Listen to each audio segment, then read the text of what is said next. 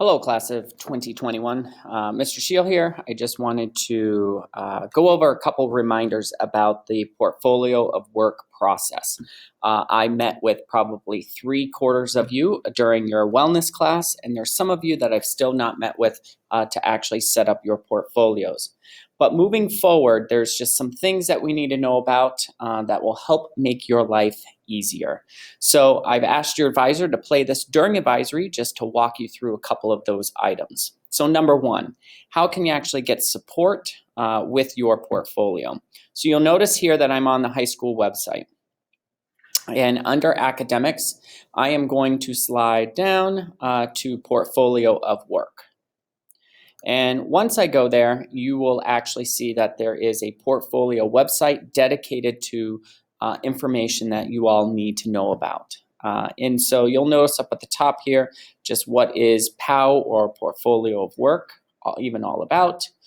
Those of you who might be interested in knowing about what kind of projects you can actually upload, there is a spreadsheet here. And you'll notice at the bottom that there are different tabs. So it might make sense for you to actually select freshman year from the tab, and then you can actually then see what are some options that have been done in the past. You'll notice up at the top right that there's this little open in another window option so that you can actually open the spreadsheet on another page. And why this also might be helpful is you can actually use the Control F feature. So just by hitting Control F on your Chromebook, you can actually search for stuff. So I can search for roots, and then it'll say that there are actually 38 different options here. So maybe I want to do roots of thought PSP. If I actually take a PSP class, now I'm down to 13. And then you can scroll through that.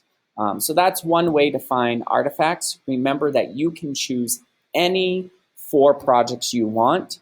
The big piece you have to know is this guy.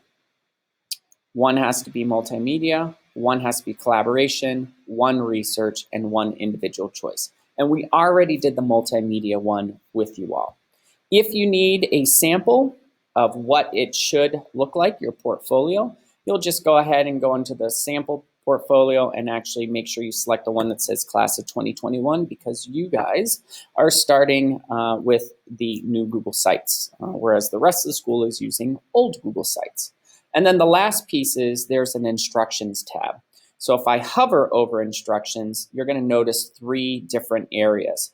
So for those of you who actually have not created a portfolio yet, you could choose to follow the instructions or stop by Tech 222 and set up a time and we can help you out.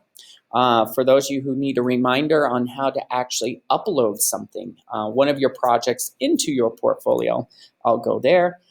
You can just, again, follow the steps. There's written instructions as well as a GIF file that actually will demonstrate and walk through the process.